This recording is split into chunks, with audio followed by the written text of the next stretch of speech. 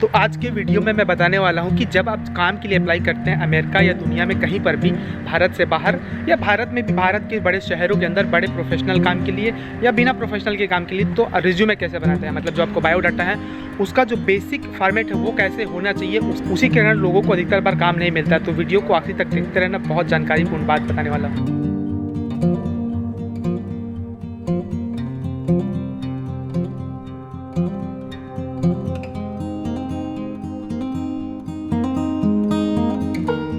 America के धरती से जोहार दोस्तों। अगर आप मेरे चैनल में पहली बार आए हैं तो मैं बता दूं कि मैं रहता हूं अमेरिका में, हूं भारत के एक छोटे से गांव से। और आप अमेरिका कैसे आ सकते हैं, अमेरिका में पढ़ाई कैसे करते हैं, अमेरिका में कौन से जॉब के लिए अप्लाई कर सकते हैं, कैसे जॉब के लिए अप्लाई करना है, यहाँ सैलरी कितनी मिलती है, कौन सा वीज़ा आपके लिए ठीक रहेगा, उन तमाम चीज़ों के बारे में वीडियो बनाते रहता हूँ। तो वेलकम टू माय चैनल। और मैं यहाँ अमेरिका में सालों से रह रहा हूँ, यहाँ पढ़ाई और काम दोनों साथ साथ करते रहता हूँ। तो आज की वीडियो में मैं बताने वाला हूँ कि रिज्यूमे कैसे बनाते हैं, उसका पूरा डिटेल से मैं बताऊँगा आपको, बहुत बेसिक से लेकर अगर आप पहली बार किसी काम के लिए अप्लाई कर रहे हैं या आपके पास बहुत अनुभव है। और ये किसी भी काम पाने के लिए सबसे ज़्यादा महत्वपूर्ण चीज़ होता है, इससे महत्वपूर्ण काम पाने के लिए कुछ भी नहीं होता है। तो वीडियो को आखिरी तक देखते रहना ध्यान से। एक चीज़ जो हिंदी बेल्ट के लोगों में बहुत होती है, हिंदी बेल्ट नहीं, मैं हिंदी बेल्ट का हूँ, मतलब हिंदी मीडियम में पढ़ा हूँ तो हिंदी मीडियम का बात कर रहा हूँ, लेकिन ज़्यादातर जगहों में या किसी भी मीडियम में जो इंग्लिश मीडियम से पढ़े बच्चे हैं वो भी, अगर आपके नंबर अच्छा है, परसेंटेज अच्छा है, सब चीज़ अच्छा है, उसके बाद भी कभी कभी ऐसे होता है अरे मुझे तो काम नहीं मिल रहा है। और कई बार नहीं, अधिकतर बार आजकल रिज्यूमे ही काम मिलने के लिए सबसे महत्वपूर्ण भूमिका निभाता है। तो ज़रूरी नहीं कि आपका नंबर बस अच्छा हो या आपके पास अनुभव बस हो, या मतलब दोनों चीज़ों का मिश्रण, उसके बाद भी आपको काम नहीं मिल सकता है, हो सकता है। और ये बहुत बड़ा अड़चन है। और मैं अनुभव के आधार पर बता रहा हूँ कि कई बार जब शुरू मैं यहाँ आया था अमेरिका में, काम के लिए अप्लाई करता था, बहुत काम मिलता नहीं था, लेकिन फिर मुझे समझ में आया कि कैसे रिज्यूमे बहुत महत्वपूर्ण भूमिका निभाता है। इसलिए आप रिज्यूमे को बनाने में बहुत समय बिताइए। जितना अच्छा आपका रिज्यूमे होगा, ये बिल्कुल उसी तरह है कि जैसे आप शादी का वो देखते हैं ना, मतलब फ़ोटो भेजते हैं तो सबसे अच्छा फ़ोटो भेजते हैं, एक ही बार में उनको देखना होता है, तय करना होता है कि क्या शादी करना है या नहीं। पहले ऐसे होता था। अब तो डेटिंग का साइट्स हैं, मतलब बहुत सारे डेटिंग साइट्स में स्वाइप लेफ़्ट स्वाइप राइट करते हैं, मतलब अगर वो आपको पसंद करते हैं तो आपको बायोडाटा थोड़ा देखते हैं और फिर फ़ोटो देख के तय करते हैं थोड़े से समय में। तो रिज्यूमे देखने के लिए बस जो भी आपको नौकरी देने वाले होते हैं, एचआर या जो भी है, वो लिटरली आप इमेजिन करिए कि आप किसी काम के लिए अप्लाई करते हैं, उस काम के लिए 40,000 50,000 लोग भी अप्लाई कर रहे होते हैं भारत में। यहाँ तो खैर मतलब हज़ारों में होती है संख्या, मान लो, या सैकड़ों में। तो सिर्फ 1 मिनट होता है, 1 मिनट से भी कम समय के लिए वो आपके रिज्यूमे को देखता है। मतलब एक ही पोस्ट के लिए एक ही जैसे इतने सारे एप्लीकेशन है, तो क्यों कोई समय बिताएगा। तो आपको उस 30 सेकेंड या 30 सेकेंड से भी कम समय मैं बोलूँगा, उसमें आपको इम्प्रेस करना होता है कि क्यों आपको वो हायर करें। और एक और बात, एक बहुत बेसिक बात, कि इसको रिज्यूमे बोलते हैं, रिज्यूम नहीं बोलते हैं। रिज्यूम बोल देते हैं अंग्रेजी में कई बार भारत में, लेकिन रिज्यूम का मतलब होता है दोबारा शुरू करना, रिज्यूमे का मतलब होता है ये बायोडाटा एक तरीके से, ठीक है। तो दोनों एक ही चीज़ है, रिज्यूमे या बायोडाटा। मैं बहुत बेसिक तरीके से बताने की कोशिश कर रहा हूँ। अगर आपके लिए ये लेवल बहुत बेसिक है तो आप एडवांस लेवल जो वीडियो का आखिरी को देख सकते हैं। अब रिज्यूमे बनाते कैसे हैं, ये बड़ा थोड़ा लोचे का विषय हो जाता है। लोचा इसलिए क्योंकि मुझे पता है कि वहाँ पर ज़्यादातर, मतलब भारत में कम से कम, और जो भी साउथ एशियन कंट्री वहाँ से भी अगर लोग देख रहे हैं या कहीं से, उसमें बहुत सारे सुधार की ज़रूरत है। तो मैं लाइव एक तरीके से, मतलब वो डॉक्यूमेंट खोल के बनाऊंगा। तो आपके पास अगर लैपटॉप हो तो लैपटॉप खोल लीजिए, मैं अपने लैपटॉप को खोलने के लिए जा रहा हूँ, और फिर आप धीरे धीरे देखते देखते बनाना खुद और उसमें सुधार करते जाना। चलिए फिर। तो जाहिर सी बात है, जब हम रिज्यूमे बनाने की कोशिश कर रहे हैं तो रिज्यूमे बनाएंगे किसमें, तो हम आते हैं यहाँ पर गूगल में, या फिर अब जहाँ पर भी यूज़ करते हैं तो इसमें आप सिंपली से गूगल कर लीजिए, गूगल डॉक, ये सबसे पहले, ठीक है। इसको आप गूगल करेंगे तो ये आपको खुलेगा गूगल डॉक। इसको मैं यूज़ कर रहा हूँ क्योंकि ये फ्री है। आप चाहे तो कुछ भी दूसरा सर्च कर सकते हैं, जैसे आप सिंपली से यहाँ पर दूसरे टैब में आप सर्च करेंगे, जैसे मैं सर्च कर रहा हूँ मान लो लेबर जॉब का, लेबर जॉब रिज्यूमे, उसको टेम्पलेट बोलते हैं, मतलब जिसमें तुम बना सकते हो। तो सर जैसे लेबर जॉब का मैंने ये किया, तो इसमें बहुत सारे टेम्पलेट्स आएंगे कि कैसे रिज्यूमे बनाना है। इसमें ये जो चीज़ दिख रहा है, तो ऐसे भी गूगल कर सकते हो, लेकिन चूंकि ये फ्री है तो हम इसको यूज़ करते हैं अभी, गूगल डॉक। तो इसको आप क्लिक करेंगे तो ये आपके, तो ये खुलेगा। इसमें आप सीधे चले जाइए गो टू गूगल डॉक्स, और यहाँ पर आपको ये 4-5 जो टैब दिख रहा है ये सिंपल है। जैसे रिज्यूमे, ये पहला नंबर लिखा हुआ है, इसको आप क्लिक करेंगे तो खुल जाता है ये सैंपल। इसमें फिर आप जो है, इसमें फॉर्मेट पहले से बना हुआ है, इसमें बस आप अपना नाम पता बदल सकते हैं, जो जॉब रिक्वायरमेंट है, मान लो आप जिस जॉब के लिए अप्लाई कर रहे हैं उसके हिसाब से यहाँ पर अपना डेटा भर सकते हैं, जो भी आपके पास स्किल, एक्सपीरियंस, एजुकेशन है वो सब ये पहले से बना हुआ है। तो सबसे पहले आपको यही करना है कि गूगल डॉक्स में जाना है, या दूसरा माइक्रोसॉफ्ट वर्ड भी यूज कर सकते हैं। तो ये एक माइक्रोसॉफ्ट वर्ड है, इसमें भी जाकर आप रिज्यूमे बना सकते हैं। तो उन टेम्पलेट को डाउनलोड करके आप सीधा इसमें फॉर्मेट कर सकते हैं, कॉपी पेस्ट कर सकते हैं।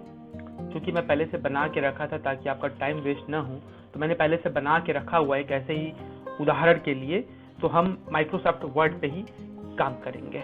अगला है अपना आईडी बनाना। मैंने उसके बारे में कई बार वीडियो बनाया है, बताया भी है कि कैसे ईमेल सही लिखना जरूरी है और अपना ईमेल प्रोफेशनल रखना। मतलब कई बार आप जैसे कुछ भी ईमेल लिखते हैं ना, जैसे divanaashik@gmail.com या bollywoodstar@gmail.com या जो भी लिखते हो, @ बोलते हो वहाँ पर, तो जरूरी नहीं @ बोलना।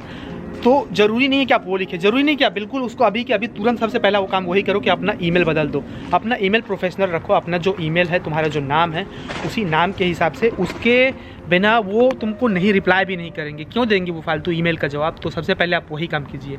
और इसमें और क्या क्या अपने आईडी में, अपना इंट्रोडक्शन में लिखना ज़रूरी होता है, मतलब जैसे कि ईमेल या फ़ोन नंबर, तो उन चीज़ों को मैं बताता हूँ कि क्या चीज़ लिखना एप्रोप्रिएट होता है, मतलब सही होता है, और क्या चीज़ उसमें नहीं लिखा जाना चाहिए।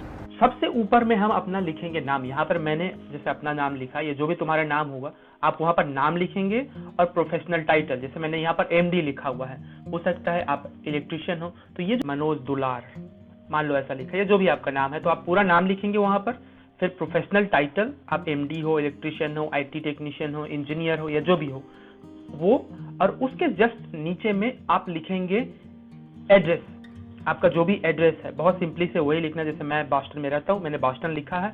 फिर ईमेल, और ईमेल में जैसे कि मैंने बताया सिर्फ प्रोफेशनल ईमेल लिखना है, और यहाँ पर अपना फ़ोन नंबर देना है। तो ये ऊपर में सबसे पहले यही होगा, नाम, फिर जो भी प्रोफेशनल टाइटल है आपका, उसके बाद एड्रेस, और उसके बाद ईमेल और आपका फ़ोन नंबर। अगर इसमें किसी भी तरीके से फेसबुक, ट्विटर, इंस्टाग्राम, उसका कोई भी अकाउंट नहीं देना है, उससे किसी को मतलब नहीं है। अनलेस कि अगर तुम ऑलरेडी किसी सोशल मीडिया प्लेटफॉर्म के लिए, जॉब के लिए अप्लाई कर रहे हो, और कहीं पर कुछ लिखने या गाने या किसी भी तरीके का अपना जो भी है फेसबुक या बाकी चीज़ का अकाउंट दे सकते हो। लेकिन किसी भी प्रोफेशनल जॉब के लिए जो सोशल मीडिया वाला जॉब नहीं है, वहाँ पर बिल्कुल उस तरीके का नहीं देना है कुछ भी इंफॉर्मेशन। और अगला है एक्सपीरियंस। और जब आप अपने एक्सपीरियंस के बारे में लिख रहे हैं तो थोड़ा सा दिमाग लगा के सोचो कि आपने क्या क्या काम कर चुका है अब तक। कई बार ऐसे होता है कि हम कई बार उन कामों को ध्यान में नहीं रखते हैं जो हम कॉलेज के समय में या कॉलेज के बाद या स्कूल के समय भी कर लिए होते हैं, जो एडिशनल किसी भी तरीके का काम होता हो। इसलिए जब आप काम कर रहे हैं तो उन चीज़ों को डॉक्यूमेंट जरूर करें कि आप कर क्या रहे हैं। तो ये पहला वाला जो रिज्यूमे मैं बना रहा हूँ, ये उनके लिए जिनके पास एक्सपीरियंस है। दूसरा वाला वो होगा जिनके पास एक्सपीरियंस नहीं है, जो फ्रेशर है, पहली बार काम के लिए बिना एक्सपीरियंस के अप्लाई कर रहे हैं। तो इसको एक्सपीरियंस वाले ध्यान देना कि मान लो कोई MD है, मतलब मान लो मैं MD हूँ या रिसर्च करने वाला हूँ या जो भी हूँ, तो मैं अपना नाम लिखूंगा यहाँ पर मनोज, मान लो। वैसे तो अलग अलग रिज्यूमे में थोड़ा बहुत अंतर होता है, लेकिन जैसे ये एक तरीका है। दूसरा तरीका ऐसे भी हो सकता है कि यहाँ पर जैसे मैंने लिखा हुआ है रिसर्च साइंटिस्ट, मतलब मान लो मेरा काम रिसर्च साइंटिस्ट का है या आपका इंजीनियरिंग का है या जिसका भी है, तो छोटा सा वो टाइटल लिख के एक तरीके से उसको समरी भी बोल सकते हैं इसको, या समरी भी बस लिख सकते हो कि आप ओवरऑल आपका काम क्या है। तो जैसे मैंने मान लो लिख दिया कि मैं इस क्षेत्र में रिसर्च करता हूँ, मैं ये करता हूँ, मुझे ये आता है। छोटा सा समरी लिखना है, ब्रीफ की। वो हालांकि जो जॉब पोजीशन निकला हुआ है उसके हिसाब से आप यहाँ पर थोड़ा हेर फेर कर सकते हैं। वो जो जॉब वाला जो मांग रहा है आप उसी चीज पे फोकस कीजिए और उन्हीं चीजों को शब्दों में यहाँ पर लिखने की कोशिश कीजिए। तो सबसे पहले लिखते हैं हमारा प्रोफेशनल एक्सपीरियंस। प्रोफेशनल एक्सपीरियंस में जो पहला होता है वो होता है कि तुम्हारा वर्तमान का काम, कि तुमने कब शुरू किया था। जैसे ये राइट साइड में मैंने लिखा हुआ है, यहाँ पर ये शहर का नाम है, लेकिन जो भी उस हॉस्पिटल का नाम हो, या जैसे मान लो ये रिसर्च मैं यहाँ करता हूँ, या आप मान लो इंजीनियर आप किसी कंपनी में काम करते हैं, तो आपका वहाँ पर जो रोल होता है, जैसे मैंने यहाँ पर लिखा हुआ इन पेशेंट MD, मतलब मैं वहाँ MD के रूप में काम कर रहा था, कौन सा वो क्लिनिक था और फिर कौन सा ईयर था। तो मैंने लिखा जैसे अक्टूबर 2012 टू प्रेजेंट, मतलब 2012 से मैंने शुरू किया था और अब तक काम कर रहा हूँ। फिर उसके पहले वाला जॉब को लिखना है। अगर आपके पास और कोई जॉब किए हो, मान लो छोटा मोटा 1 साल के लिए कहीं पर, तो यहाँ पर उसको लिखना पड़ता है कि वो कब से कब किया था। फिर मैंने एक और मान लो काम किया था 2007 से 2010 के बीच में, यहाँ पर राइट साइड में लिखा हुआ है, वहाँ पर मेरी भूमिका क्या थी उसको, तो ये लिखते हैं प्रोफेशनल एक्सपीरियंस में। और आप चाहें तो बहुत स्पेसिफिक तरीके से लिखने की बात हो, आप अगर चाहें तो, अगर मान लो आप आईटी में है, इंजीनियरिंग में है, तो आप इसको और एक्सटेंड कर सकते हैं, मतलब और इसको विस्तारित रूप से लिख सकते हैं कि मान लो आप इन पेशेंट एमडी। हालांकि अगर आपके पास टेक्निकल जॉब है तो आप वो टेक्निकल स्किल करके एक और टाइटल डाल सकते हैं यहाँ पर, फिर उसमें आप लिख सकते हैं। मान लो आप इंजीनियरिंग करते हैं तो आप इसमें जैसे यहाँ पर लिख सकते हैं कि जावा, या जो भी आप सॉफ्टवेयर यूज करते हैं, सॉफ्टवेयर फलाना ठिकाना जो भी है, फिर उसमें जो भी मेन बुलेट पॉइंट होता है 4-5 वो लिख सकते हो। तो उसको बोलते हैं, मतलब जितना आप स्पेसिफिक हो सकते हैं किसी चीज के बारे में, उतना ही वो अच्छा साउंड करता है, मतलब उतना ही अच्छा लगता है देखने वाले को जो आपको नौकरी देने वाला है। और जितना ज्यादा नंबर हो उसका इस्तेमाल करो, कि जैसे मान लो आपने कोई काम किया है तो उसमें ऐसे लिखो कि जैसे मान लो मैं इन पेशेंट एमडी, मतलब मान लो मैंने डॉक्टर के रूप में काम किया, तो मैं ये बोल सकता हूँ यहाँ पर टेक्निकल स्किल में कि मैंने 5000 मरीजों को देखा था, जिसमें से 3000 ट्यूबरकुलोसिस टीबी के मरीज थे, 2000 मलेरिया के, और सब ठीक हुए थे। तो ऐसे बड़े बड़े नंबर से लोग इम्प्रेस होते हैं। तो जो भी है, मान लो आप सॉफ्टवेयर का काम करते हैं, आप बोल सकते हो कि मैंने इस तरीके का सॉफ्टवेयर डेवलप किया जिसमें इतने लोगों ने काम किया। या आप जो भी हैं लेबर हैं तो अब मैंने इतने घरों को बनाया, उसमें से इतने बिल्डिंग्स इस तरीके के थे। तो वो नंबर मैटर करता है, तो उसको आप टेक्निकल स्किल्स में लिख सकते हो और एक्सटेंड करके लिखना है विस्तारित रूप से। तो मैंने अपने पहले की वीडियो में भी बहुत सारे जानकारी दिए हुए हैं वीज़ा के बारे में और कई चीज़ों के बारे में, तो प्लीज़ अगर आपने नहीं देखा है तो मेरे चैनल में जाकर ज़रूर देखना, कि हो सकता है कि आपके बहुत सारे सवालों के जवाब वहाँ पर मिल जाए। कौन सा लेबर का वीज़ा, स्टूडेंट का वीज़ा, टूरिस्ट वीज़ा, उन सब तमाम चीज़ों के बारे में। इसके अलावा आपके पास कोई प्रोफेशनल मेंबरशिप हो, मान ले आप कहीं से किसी तरीके का सर्टिफिकेट है, किसी के मेंबर हैं, किसी संगठन के, अगर आपको लगता है कि वो इम्पोर्टेंट है इस पर्टिकुलर जॉब के लिए जिसके लिए तुम अप्लाई कर रहे हो, तो उसको यहाँ पे लिख सकते हो। और फिर उसके बाद लिखते हैं एजुकेशन। एजुकेशन में जो भी है तुम्हारा जो लास्ट एजुकेशन है उसको बस लिखना जरूरी होता है। अगर तुम्हारे पास मान लो तुमने मास्टर किया या पीएचडी किया है तो उसको, कि मास्टर ऑफ साइंस मान लो मैंने किया है मुंबई से, कौन 2010 में, तो बस उसको लिख दूं। अगर डिप्लोमा है या कुछ एडिशनल सर्टिफिकेट है तो अलग बात है, नहीं तो 10वीं 12वीं 8वीं उसका रिजल्ट लिखना जरूरी नहीं है। आपका जो फाइनल ईयर का है उसी को बस लिखना जरूरी होता है। फिर आखिरी में ये आप ये लिख सकते हैं एडिशनल स्किल्स। जाहिर सी बात है, जैसे मैंने बताया, थोड़ा बहुत ऊपर नीचे कर सकते हो, इसको बीच में रख सकते हो या आखिरी में रख सकते हो। आखिरी में रखोगे तो भी अच्छी बात है, तो इसको एडिशनल बोल सकते हो या कई लोग इसको एडिशनल स्किल्स बोलते हैं। तो इसमें तुम क्या लिख सकते हो कि मान लो तुमको जो भी भाषा आता है, हिंदी, इंग्लिश, संस्कृत, गुजराती, मराठी, तेलुगु, तमिल या जो भी है, या आपके पास कोई कम्युनिकेशन स्किल है, या आपके पास कोई भी विशेष स्किल है नाचने का, गाने का, या जो भी है। अपना पर्सनल हॉबी यहाँ पर लिखना जरूरी नहीं है कि आपको क्रिकेट पसंद है, खो पसंद है, कबड्डी पसंद है, ये नहीं। अगर वो जॉब के लिए फिट नहीं होता है, जिस जॉब के लिए आप अप्लाई कर रहे हैं, तो उस स्पेशल स्किल को लिखना जरूरी नहीं होता। इसलिए जरूरी है कि आप ध्यान दें कि कौन सा स्किल उस जॉब के लिए फिट हो रहा है, तो आप उसको उसी के हिसाब से लिखें। जबरदस्ती का अगर वो उपयोगी नहीं है उसके लिए तो मत लिखो उसको। और हो सके तो ये जो पूरा रिज्यूमे है उसको एक पेज में लिखने की कोशिश करो। और फोटो उतना जरूरी नहीं है, अगर है तो तुम यहाँ राइट साइड में छोटा सा फोटो डाल सकते हो जो ब्राइट हो, तुम्हारा चेहरा उसमें साफ दिखे, एक अच्छा फोटो हो। अगर नहीं डालना चाहते तो कोई बात नहीं है। और बाकी इन्फॉर्मेशन नहीं देना है आपको कि आपका रिलीजन क्या है, आप क्या करते हैं, कहाँ कौन से गांव से हैं, उस तरीके का अलग से इन्फॉर्मेशन नहीं देना है। आप लोग बहुत लोग मुझे ईमेल किए थे, वो सब वैसे ही लिखे थे, उनको नहीं मतलब आप एडिशनल जो उस जॉब से रिलेटेड चीज है उसको बताओ ही मत, ठीक है। एक और सूचना कि मैं संडे को, इस संडे को, वैसे मैं हर संडे को आने की कोशिश करता हूँ, लेकिन इस संडे को मैं तुम्हारे इंडिया के 8 बजे रात को आऊँगा, इंडिया टाइम के हिसाब से रात को 8 बजे लाइव यूट्यूब में। अब फिर बात करते हैं जिनके पास मान लो एक्सपीरियंस नहीं है, तो ये सब चीज़ नाम और ये जो प्रोफेशनल टाइटल है, मान लो आप अभी कॉलेज से निकले हैं या फिर एक्सपीरियंस नहीं है, और जो जैसे लेबर वाले लोग हैं या जो भी लोग हैं, वो तो पुराने जो मैंने बताया था कि एक्सपीरियंस वाले जो स्किल वाले जॉब है उसके लिए। तो अगर आपके पास पढ़े लिखे नहीं है, सिर्फ लेबर का है या और किसी तरीके का जॉब, तो वो सारा चीज़ आप उसी तरीके से फॉलो कर सकते हैं जैसे जो स्किल वाले हैं, प्रोफेशनल वाले हैं वो करते हैं। ये वाला अब नया है, नया मतलब जो पहली बार जॉब के लिए अप्लाई कर रहे हैं, चाहे वो लेबर हो, चाहे वो प्रोफेशनल वाले हों या ना वाले हों, ठीक है।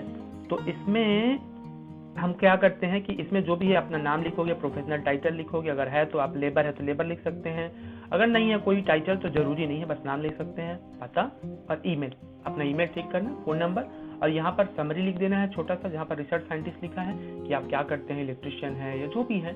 उसके बाद प्रोफेशनल एक्सपीरियंस, मतलब आपके पास अगर एक्सपीरियंस नहीं है तो इसको हटा सकते हैं आप। यहाँ पर सबसे पहले आप क्या कर सकते हैं, ये जो एजुकेशन है उसको सबसे पहले लिख सकते हैं। आप जो भी कॉलेज कर रहे हैं, इस समय कॉलेज किए थे, या यहाँ पर तुम 12वीं का लिख सकते हो, अगर सिर्फ बैचलर किया है तो उसको सबसे ऊपर में यहाँ लिख देंगे। कहाँ पर, जहाँ पर आपका ये है प्रोफेशनल एक्सपीरियंस, तो यहाँ पर एजुकेशन को डाल देंगे, और प्रोफेशनल एक्सपीरियंस को हम डाल देंगे दूसरे नंबर पे। तो आप बोलोगे अब मेरे पास तो कोई एक्सपीरियंस नहीं है, लेकिन आपने जैसे कॉलेज में जो भी किया होगा वो सब चीज़ यहाँ लिख सकते हो कि आप NSS कैंप में थे, आप जो भी काम किया छोटा मोटा आपको लगता है कि आप कहीं समर कैंप में गए थे, इंटर्नशिप किए थे, वो सारा एक्सपीरियंस यहाँ पर लिख सकते हो। क्योंकि उनको ये नहीं चाहिए हर बार कि बहुत उनके पास एक्सपीरियंस हो, कई बार वो आपको जॉब में सिखाते हैं। तो जितना ज़्यादा हो सके ईमानदारी से वो बात लिखो, झूठ मत बोलो ज़्यादातर रिज्यूमे में। इस तरीके से तुम बेसिक और एक्सपीरियंस वाला रिज्यूमे बना सकते हो। ये मेरे लिए तो बहुत उपयोगी रहा था इस तरीके का रिज्यूमे बनाना। आई होप कि तुम्हारे लिए भी ये बहुत उपयोगी हो और थोड़ा बहुत ये जो बदलाव है वो तुम्हारे लिए बहुत हेल्पफुल हो। तो प्यारे दोस्तों, आज का वीडियो कैसे लगा? अगर अच्छा लगा हो तो वीडियो को लाइक करना, और कभी भी कुछ भी सवाल हो तो मुझे कमेंट कर देना। कमेंट करके सवाल पूछना बेझिझक, मैं बताऊंगा जितना मुझसे बन पाएगा मेरे स्तर पर, अपने अनुभव के आधार पर। लाइट भी यहाँ अमेरिका में जल चुकी है अभी। अगर मुझे कांटेक्ट करना हो तो मेरा ईमेल है gawar.inqlabi@gmail.com। तो प्लीज़ ईमेल में आप पूरा डिटेल लिखना कि आपका सवाल क्या है या जो भी चीज़ है। बाकी वीडियो को अपने दोस्तों के साथ ज़रूर शेयर करना ताकि ज़्यादातर लोगों तक इस तरीके की बात पहुँचे और हम मार्गदर्शन करते रहें। और गाँव के लोग आगे बढ़ोगे तो अच्छा लगेगा। और आपको कभी काम मिल जाए तो मुझे याद कर लेना और मैसेज करके बता देना। नहीं भी मिले तो क्या, कोशिश तो की जा सकती है ना, कोशिश करना हमारे हाथ में है। चलिए फिर मिलते हैं अगले वीडियो में, तब तक अपना ख्याल रखना। शुक्रिया, जोहार।